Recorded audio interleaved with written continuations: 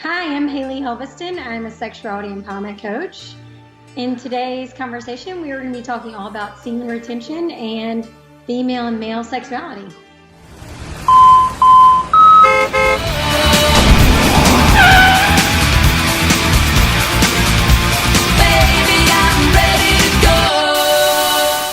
Welcome back, everybody, and as you can see side by side, we're welcoming back today the sexual therapist and spirituality coach, Ms. Haley Helveston, also from Atlanta, Georgia. Haley, how are you doing out there today? Hey, thanks. Yeah, I'm glad to be back. Great to have you back on. The last conversation we had was a juicy conversation. We got another one in store, I believe, don't we? Yeah, definitely. Yeah, this is going to be fun. So, first question out of the bat, before we get going, how has your week been? It's been good, really good. Excellent, good. And let's see, so last time we left the video blog hanging that we were going to be talking semen retention today. Before we start recording too, I had seen the YouTube channel for the sexual mastery of sexual kung fu. You referenced him last time.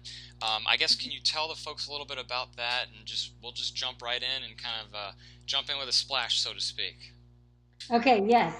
Okay, so I love referencing him for any of the men that have any questions about what I'm doing. Yeah. Because he used to be addicted to porn and had problems lasting in bed. And now through the work that he's done through learning about sexuality and learning different sexual practices, he's able to last longer.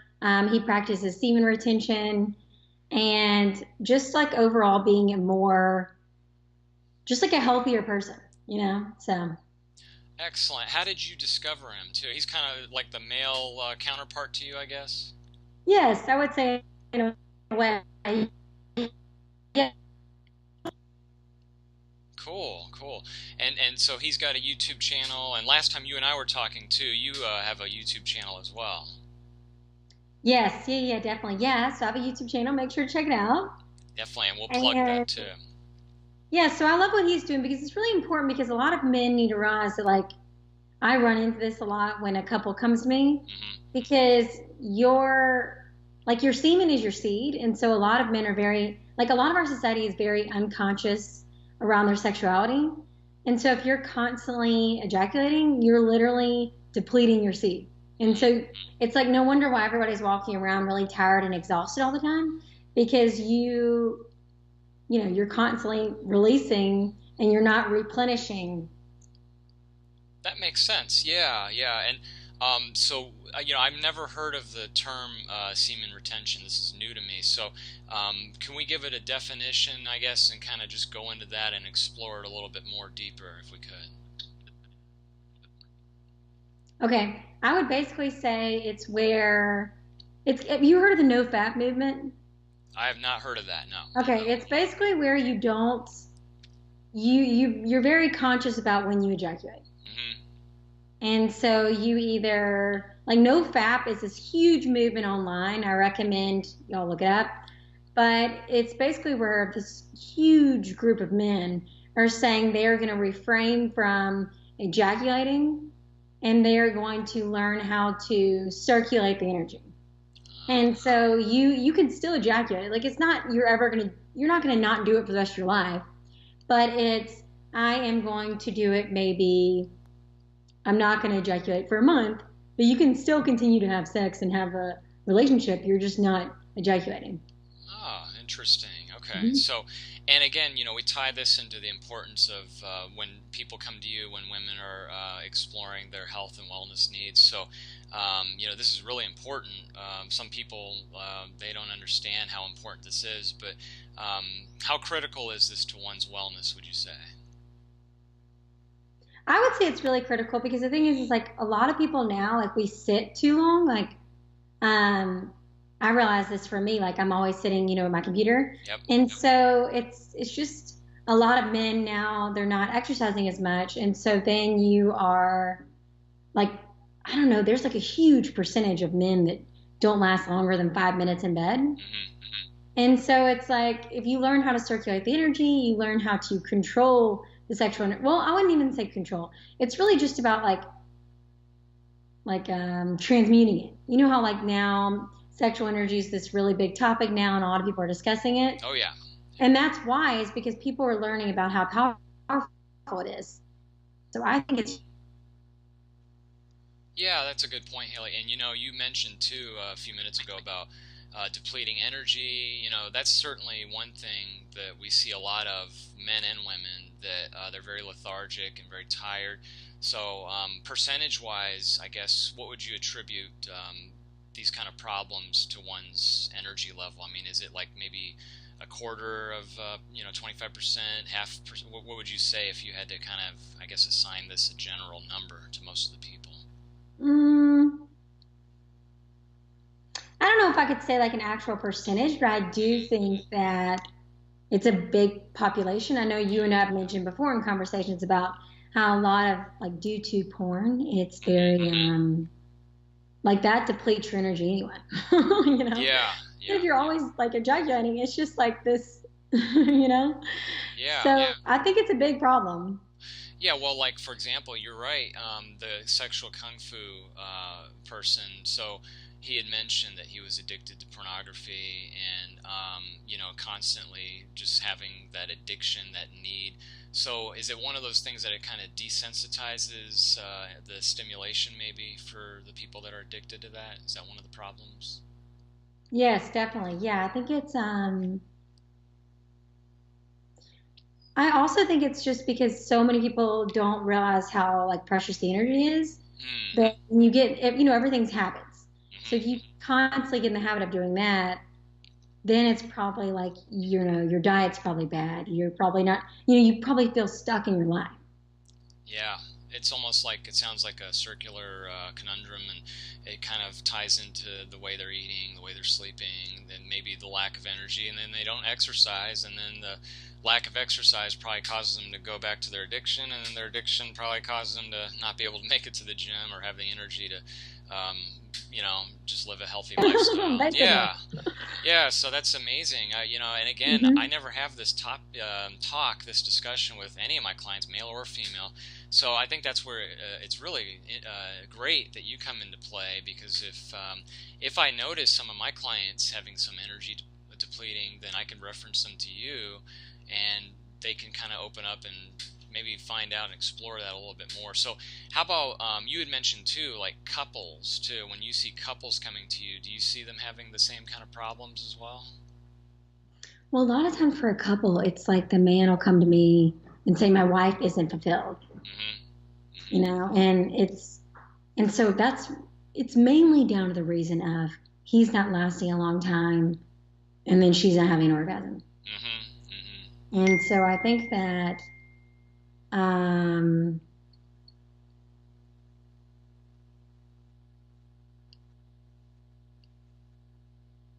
really important to, start to see, okay, so what's going on in your relationship, But yeah, I think that would be the main reason is, those two issues. So then I kind of get into the fact of, okay, so let's, because, like, let's face it, everybody wants to have amazing sex and be really good, fulfilling, intimate connection, amazing relationship. But the thing is what I've been running into, and this is something that's, I guess I forget because I do this for a living. Yeah. But most people don't talk about this at all. Yeah. And they don't even talk about it with their partner. Yeah, and why do you think that is? Like, what are the number one or two reasons why they kind of just don't? Just because it's like a taboo topic. Yeah. Yeah, and then people don't want to, like, think about if a woman's really unfulfilled, she might go to her girlfriends saying, hey, I'm not really that happy, because maybe she doesn't want to hurt his feelings. No, yeah, you're right. Yeah, and we see that a lot. And so, for the folks that are kind of going back to, like, for example, the guy we were talking about, the sexual kung fu, how did he overcome being able to stop the porn addiction and turn things around? Okay, so he basically started studying, like, sexual kung fu, like the sexual mastery. And so he, he got trained by a master, like a guy that, there's Montauk, I think it's Montauk Chia. He's, like, really big in this sexual coaching industry. Oh, okay. Have you heard of him? No, no, first time. I've never heard of him. Oh, okay. Yeah, I'll have to send you him. But yeah, he's amazing. He's like been around for a long time. Hmm. And then there's a lot of different teachers that you can study under that I can send you Yeah, if you want to put in. yeah, Yeah, I please. think it's just really important to, for him, he was just really unhappy, and then that's where he got, and it's the same for me. Like, I wasn't really unhappy in a corporate job, and then where I'm at now. So, Yeah, absolutely. Because I remember you told me about that when you went to school, and you knew that you didn't want an office job and sit there 9 to 5 and clock in and work for someone. So that was kind of you discovered that at such a young age too. I guess, how did that all evolve too? Like, was it just an organic progression, or did you just know for sure you wanted to go this route? I think it's like an ever evolving process. That's what I Hmm. told someone the other day. Hmm. Um, I think that, like for me, I always knew the kind of like lifestyle I wanted, and I knew that I wanted to help people in a certain way. I Uh-huh. was just figuring out like how can I do that. Very good. Excellent. Excellent. And what do you find, like right now, Haley, most fulfilling and rewarding about what you do for a living, like for your job? Would do what? What do you find most fulfilling and rewarding about being a sexual therapist and helping others? I think it's teaching people like that they have no idea. Like most people are here, Hmm. it's here, you know? Yeah, yeah. And so that's the exciting part. And I'm really open to now about talking about all this, so I have no problem. And I think that that's good to give people a safe space. Like I talked to someone earlier today, and he said, "Wow, it's just great to be able to communicate some of this stuff because, a lot of people don't really talk about it. So it's just creating that safe space." Yeah, they really don't. And like in education too, like for example, like universities and schools, yeah, you've got your health and biology classes, but this is not something, you're right, that I've ever heard of in terms of being lectured or having coursework administered on this, right? I mean, so I guess my question to you is, do you foresee that this would be something that maybe could be practical and applied in schools and universities? Yes, no, I agree with you. Yeah, I think right now and this is what I said earlier in the video too, is like you're right. Like there's no education on this, Hmm. and the education is very fear-based. Hmm. And so Hmm. it's like no wonder why people are really confused sexually, you know? Yeah, right, exactly. Hmm. No, that's true. Yeah, so if they had some kind of format for this, like lesson plans and a curriculum, how would you foresee that? Like, what would the syllabus look like, and what would the, I guess, teachable PowerPoints be? Like, what would be some of the main topics that Hmm. would be presented at schools? Well, I mean, it'd be different for men and women, but for women, it'd be like learning your body, Yeah. learning how to please yourself, Hmm. learning, that kind of stuff. But then for men, it would be semen retention, knowing the dangers of porn, Hmm. Hmm. both of them education on their bodies, and just so much more to their sexuality than they're being told. Yeah, absolutely. And, also, Haley, too, we've seen studies. I just recall seeing this recently that the porn actually was the greatest percentage of amount of material that people on the internet regularly seek, far greater than anything else, sports or Facebook or any other things. Hmm. It was porn was like the number one. Actually, it goes back to like when the internet first started. That's when a lot of people had said that it derived from that the internet was for that purpose for a lot of people who were addicted to porn or wanted to watch porn or trade porn or send that to their friends and such. But have you seen that? Like, I mean, is this just an American culture, or is this like worldwide, this phenomena? No, I think it's globally. Mm-hmm. Mm-hmm. Hmm. And where does America fall in? I mean, are we way up there? Are we about average? Or like, what do you see in terms of, when you're talking to people? I don't know the percentages, but I think it's probably pretty high. Yeah, and because like for example, like in America, you mentioned it's kind of taboo and we're not talking about it. But then again, somewhere like in Europe, for example, it's very open. They're very liberal with a lot of for example, like TV, movies. They have far beyond what we show here in America, nudity and sex scenes. But on the flip side of the coin, America has more violent graphic murders and rape and such shown on Oh, TV. yes. And a lot of those are taboo somewhere like in England or France, where they're not allowed to show stuff like that. So I guess my question would be, what would you find more damaging? What we foresee that we're allowed to watch, like the violence and murders and killings, or do you think it would be the nudity and the naked and, you know, sexual scenes and stuff like that? Oh, I definitely think the violence is way worse. I mean, I look how agree. violent our culture is. Yeah, You know? I agree with you. Yeah, and Hmm. maybe that's why there's more shootings here and more, you know, violent crimes too. So I think that if America was to adopt some of the practices from someone like a Europe in terms of what's culturally accepted, um, you know, maybe then I don't know, maybe that might help statistically some of the crime. I don't know. I'm just taking a wild guess and just thinking that just makes sense. But you know, a lot of the things here too, like they really not only it's taboo, but they really come down on it hard. That it's almost like, you know, for example, you hear about the vanilla plain girl that goes to college and her parents told her never to drink and never to do drugs, and then you find out she joins a sorority and she goes over the edge and over the limit. Do you think that that's a problem that parents, or sometimes we over classify it as taboo and say you better not ever do drugs or have premarital sex? Do you think that's probably a reason why that happens? Well, yeah, I mean, our society is very repressed, and then, Hmm. religion doesn't help. Yep. So I think that, we're all sexual beings. We've Hmm. all, Hmm. gotten here that way. So I think that it's, yeah, like the whole don't do it or the hush hush or not talking about it is just makes it worse. I mean, think about if people communicated it more freely Yeah. and they discussed, like for me, when I have kids one day, like when I actually discuss like everything, Right. Right. it's not going to be weird for them.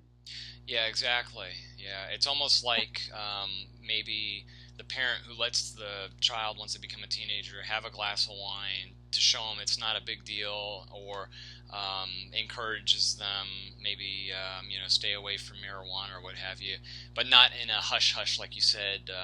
Don't do it. Let's not even talk about it. That might be, like you said, repressed and counterproductive for what they're trying to do, I guess. You see a lot of that. And then as far, okay, so we take it a step further, you know, and explore it. So let's say that they had some sexual curriculums here, and like you said, they can segment them in some for men and some for women. And we talked about this last time too. I had asked you, you know, did you think that men were more sexual animals than women? And you know, are they more addicted to porn? And we talked a little bit about that. But I guess women can be just as much as in terms Hmm. of the needs, and like you said earlier, the urge for orgasm and such, right? Oh yeah, definitely. I think women are just as sexual. It's just again, a lot of women don't know, or Yeah. maybe it's a religion, or they're repressed, or they don't know their bodies. Oh, yeah. You know, you mentioned religion, like for example, in the Middle East, and you know, like with some of the very severe religions where women are not to have any kind of sexuality, whatever whatsoever, when they, you know, dress them up, and they'll even do the mutilation of the women's genitalia just so that they Oh can't. yeah, yeah. Yeah. So Hmm. that's really a far extreme. I agree with you that that's terrible. That that still happens today, unfortunately. Hmm. So we are lucky, no question about it, to be in the most free country. I adamantly say that, and that's great. Hmm. That's great. We could talk about this too, also. Hmm. Yeah, definitely. And I think it's really exciting now where we're at, with history and everything, because so many women are more, open about this is what I want, this is my needs, and then Uh the huh. man's open to, learning and going deeper sexually. So it's really exciting. It is, you know, and last time we touched on it a little bit, Haley. The whole LGBTQ movement. They've added a couple more letters. I think it's now LGBTQIA. The I is for intergender and the A for asexual. So, you know, we've talked about a little bit about how it could get a Oh little wow. bit Okay. tricky. Yeah, so, you know, how do you foresee, where do you think that's going? Like with this gay movement, the trans movement, do you think that, do some people I just think feel. it can be kind of, I don't know if that's a good thing.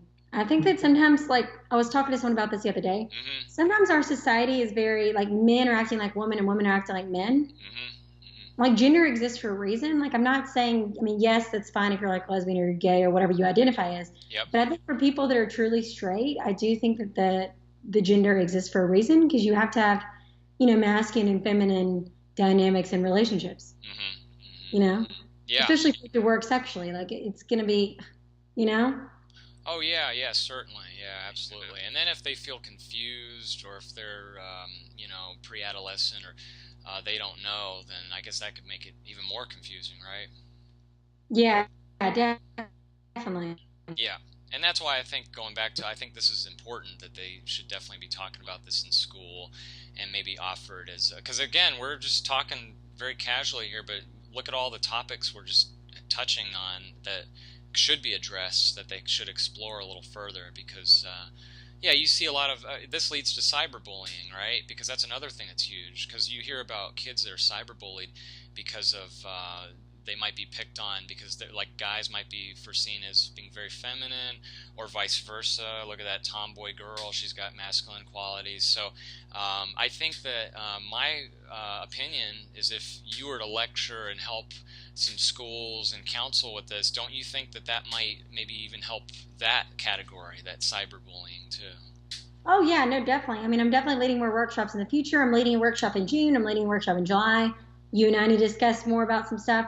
I definitely agree with you about that. And I think it also too is going on. I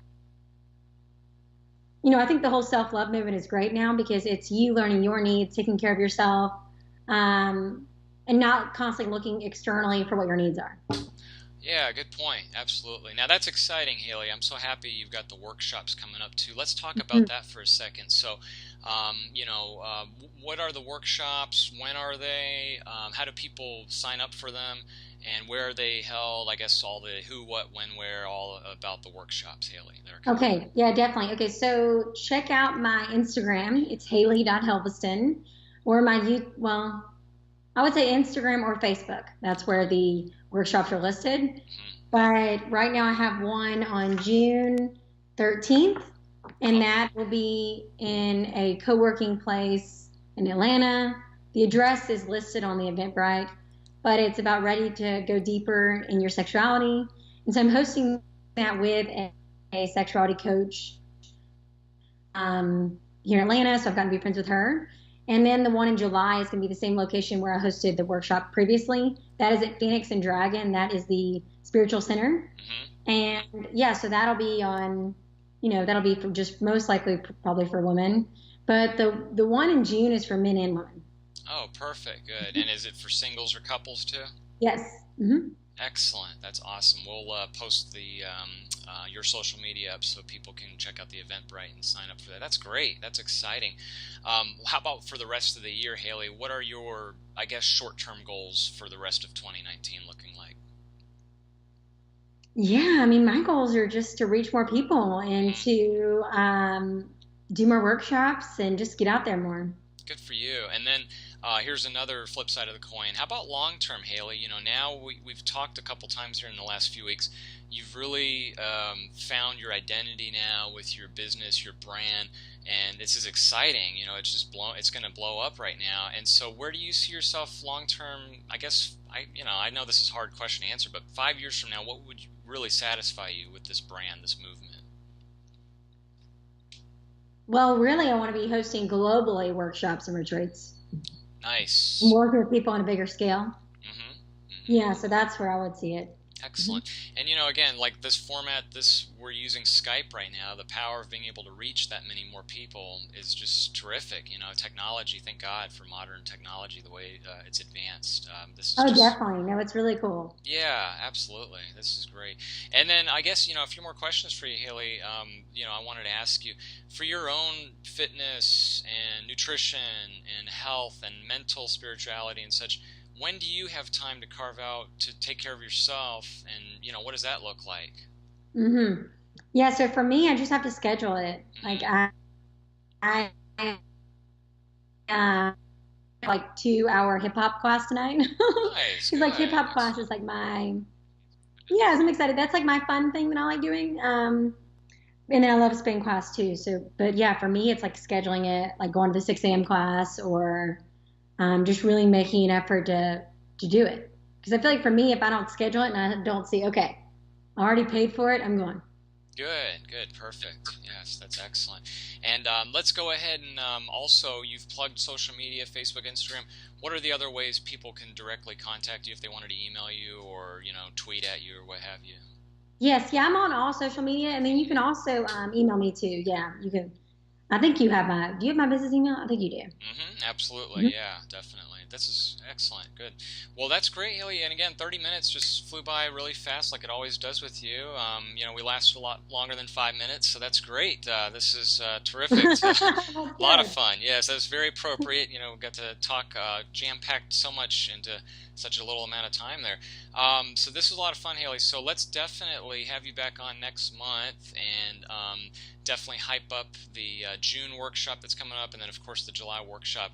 That'll be great to check in to see how those are coming about. And then again, the blogs, there's plenty of material you and I can talk about endlessly. So I'm really happy to reconnect here and get another one of these in the books with you. Cool. Well, thank you so much for having me. My pleasure, Haley, all the time. Thank you. And enjoy the rest of your weekend. And we'll fade to black. And here comes your contact information one more time.